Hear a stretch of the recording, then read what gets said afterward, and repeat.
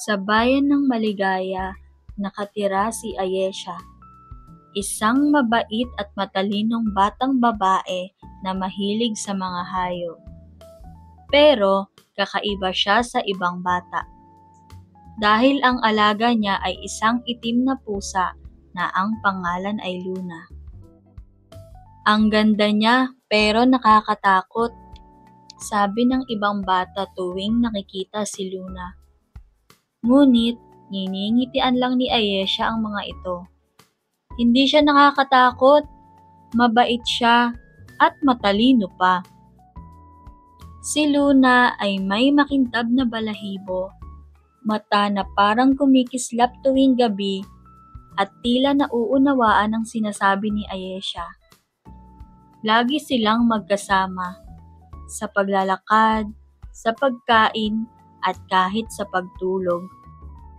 Isang gabi, habang nagbabasa si Ayesha ng libro sa silong ng puno, biglang umihip ang malamig na hangin. Naramdaman niyang may kakaiba.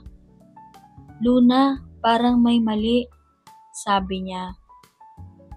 Biglang tumayo si Luna at nagsimulang manginig ang buntot.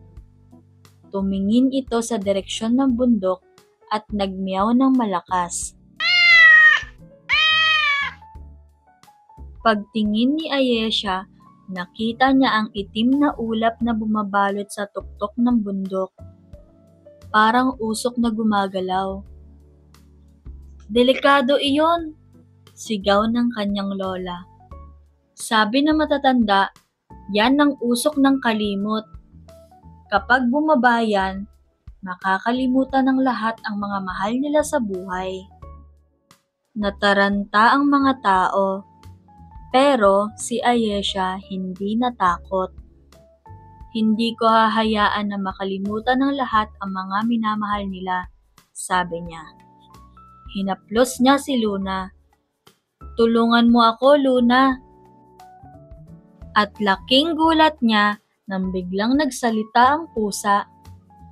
"Ayesha, oras na para malaman mo ang totoo.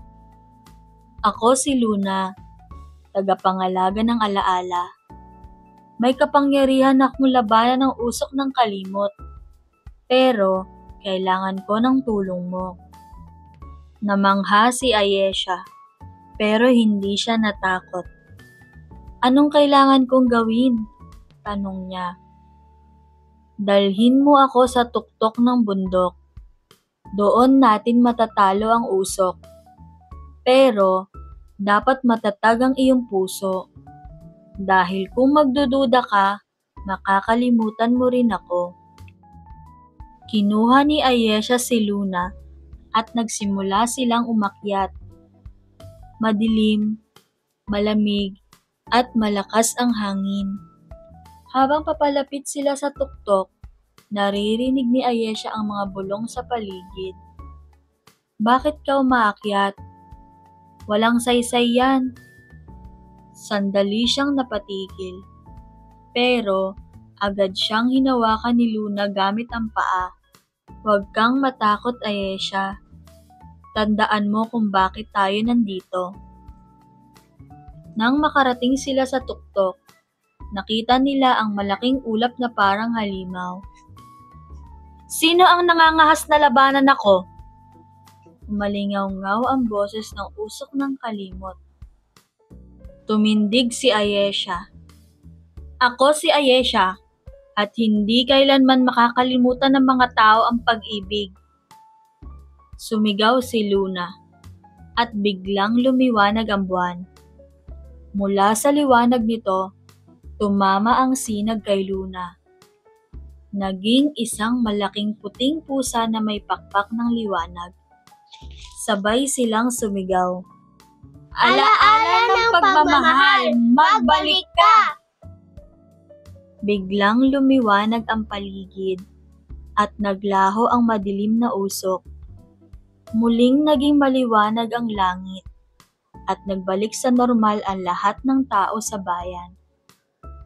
Ngunit, nang bumaba si Ayesha, napansin niyang wala na si Luna.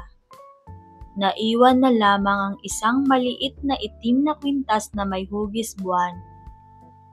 "Luna," bulong niya, "salamat." Mula noon, isinusuot ni Ayesha ang kwintas sa leeg. Tuwing gabi ng kabilugan ng buwan, naririnig niya ang mahinang meow sa kanyang tabi. Tanda na si Luna ay nandoon pa rin, nagbabantay sa kanya. Aral ng kwento.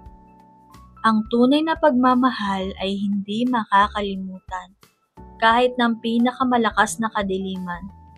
At ang tapang ay nagsisimula sa puso ng batang marunong magmahal at magtiwala.